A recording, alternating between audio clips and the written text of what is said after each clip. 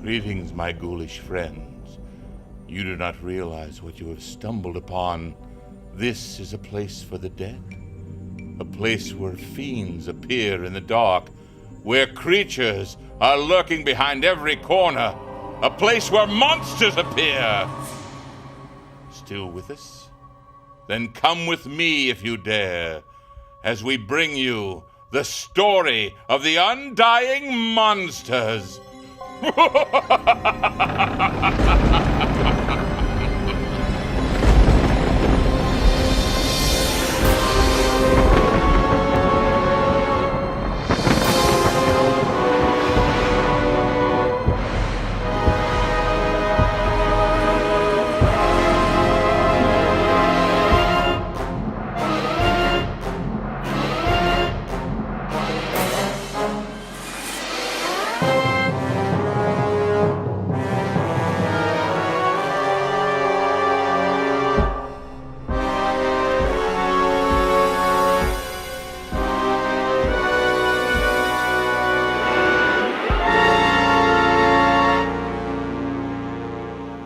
Love monster movies. Since I was a little kid, it was the only genre for me.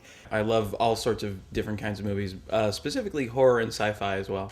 I've always been a big fan of monsters in general, and blood and guts. I think anybody who has an active imagination toward the fantastic, toward the grotesque, whether it's science fiction or horror or fantasy, Lord of the Rings, I think people like that are introduced to either these subjects through books, stories, or films, and they can't get enough of it.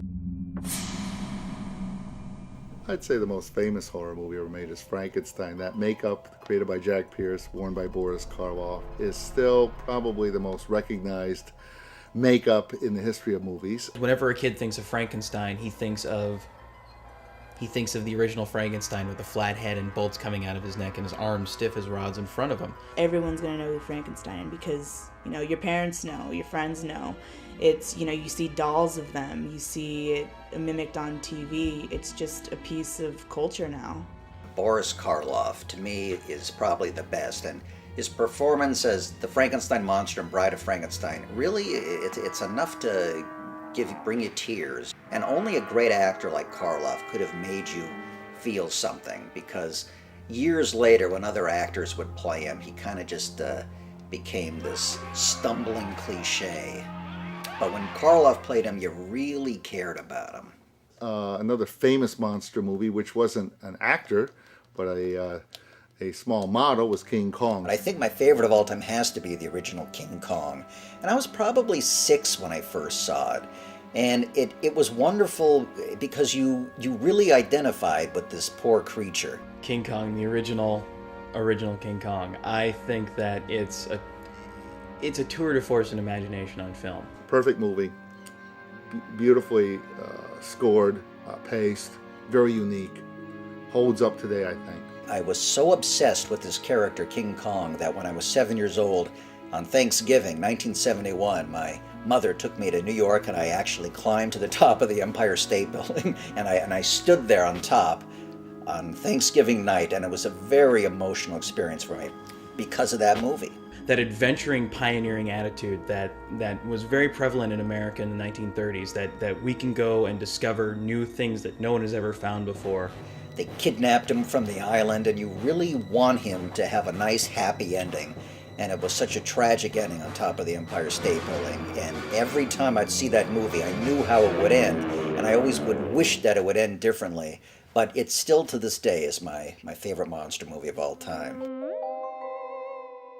You know, I always collected things. I collected marbles when I was a kid. I collected toy soldiers. I collected comic books. And as you grew up, you had to sort of say, hey, it's time to put these things away. It's kind of childish. You always wanted to collect stuff because you would see the movie and just wanted to buy the stuff. It's an extension of the movie. It's something that you can take with you. It's something that, you know, you can show to the world that you enjoy. For me, it's a way to immerse myself in those worlds more and to understand them better, and hopefully understand not only the filmmaker's intentions, but maybe their unintentional intentions, those little subconscious things that they do because it's art. I think people that have an interest in horror films or collecting horror film memorabilia or any kind of memorabilia, it's their way of becoming closer to the films that they weren't able to be on the set of.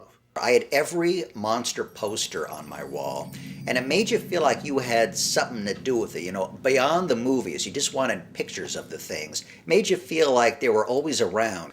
In 1960, when I was about 12 years old, I was in Scranton, Pennsylvania, and I saw this magazine called Famous Monsters of Filmland. It had to do with monster movies. I said, wow, this is interesting. And that got me started. When I was a kid, I had this monster magazine, and any kid like you that made the models always read Famous Monsters. I wanted to see more of them. I wanted to read everything I could. I wanted to learn everything about them. And in those days, there was no Google. There were no bookstores where you could just go in and find books. There was virtually nothing on them. The first books on horror films hadn't even been written yet. So you had to read the monster movie through the magazine. And this would be the thing. Once you would read the magazine, it would make you want to see the movie, and you'd have to wait till it came on television. With me, it was like picking up TV Guide on Tuesday night and looking to see what movies were going to be on channels 2, 4, 5, 7, 9, 11. Things are so easy for kids now, but back in the 60s and 70s, you actually had to wait months and months, sometimes years, to see a monster movie that you were dying to see because of the magazine. I don't know where I would be if I wasn't able to just pick up a horror movie down, you know, go rent one or make one or see one on any channel I wanted. And generally, in those days, films like Giant from the Unknown, She-Demons, Plan 9 from Outer Space, all this basically dreck that had been done from the 50s and the 40s and the 60s, they were on constantly because they were cheap and inexpensive films. But the Universal films, like Dracula, Frankenstein, The Mummy, and so forth, were virtually hardly ever on. The only Hunchback that I ever saw was the Charles Laughton version, which was on television like 3 or 4 times a year.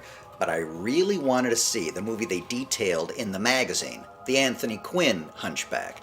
And so if they were on and you saw that they were coming up, my gosh, it would be like, oh, that's going to be on 2 o'clock on Halloween night on Channel 2, and it's a school night. And so you'd beg your parents a week ahead, please, let me stay up and see this, whatever it took.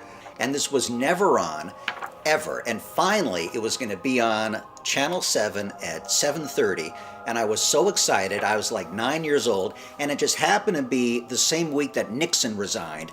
And all of a sudden, the news came on, and there was no Hunchback. And I was absolutely devastated. And I had to wait till like 5 years later. It was on the 3:30 movie on Channel 7. And I just loved it, you know. But that was a just devastating time for me, as I remember.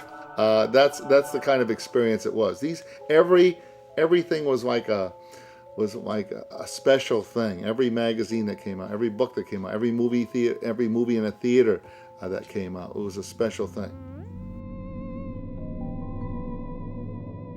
Forry Ackerman's contribution to monster filmdom, shall we say, cannot be really understated. He was brought up by his grandparents, who allowed him to watch an obscene amount of horror movies every day. He was the guy who would write these articles in the monster magazines. That was his magazine. You would immediately just associate Forrest Ackerman with these monster magazines. And he'd bring people into his house, and he had every single kind of prop from every monster movie, whether it was like the Brontosaurus from King Kong or Dracula's ring. And you could take tours of this house, but he was a guy that just never really grew up and just loved monsters. Everyone knows who he is, from Stephen King to Steven Spielberg. And I think that he has been such a huge influence on the genres as a whole, I mean, they wouldn't exist as they do today without Forrest Ackerman. He was approached by a publisher in 1957 who wanted to do a monster magazine as a one-shot. We'll put it out there, that'll be it. And it was called Famous Monsters of Filmland. And Forrest knew a lot about this. He had been a science fiction editor and an agent for decades, and a fan going back to the 20s and 30s. So when James Warren, the publisher, asked them to do this, they put out the magazine, and it came out in the cold months of February of 1958, and it just took off. I mean, it was an instant success. Since it was his monster magazine, the monster magazine was always around when I was a kid. I mean, there was nothing like, my dad would take me to the newsstand, and if you saw new famous monsters out, it was just the greatest feeling. And so the kids were amused by this, and while he was like a wonderful teacher, the kind of perfect teacher that would bring humor to the subject matter, and you were already interested in the subject matter. Forrest Ackerman made this magazine, and you felt that he was just writing it to you. And I loved it. It was just my favorite thing as a kid. I didn't really read comic books, but Famous Monsters, that was it. Well, I thought for 200 issues that I was just entertaining youngsters, perhaps educating them somewhat. But I never dreamed that they would morph into Stephen King and Steven Spielberg and John Landis and George Lucas, and I'm quite overwhelmed to find that I did all that unwittingly.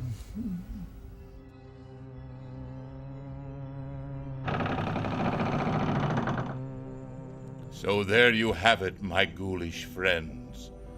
The story of the Undying Monsters. Sleep tight. Don't let the bed bugs bite.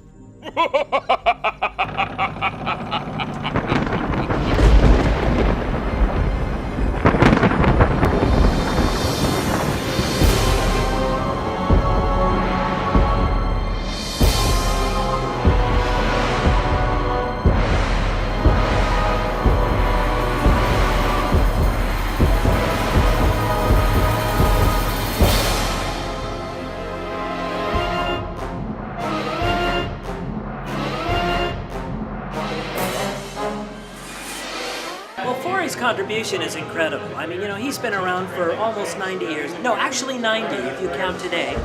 And Forrest is the man who brought monsters into the homes of many children through Famous Monsters of Filmland.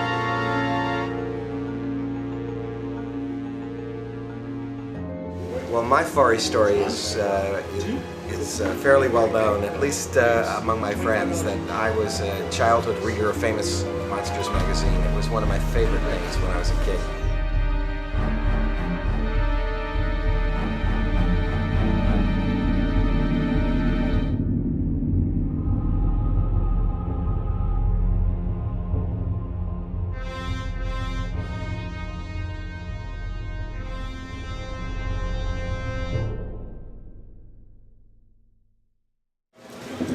I'm sitting on top of the world, just rolling along, singing a song.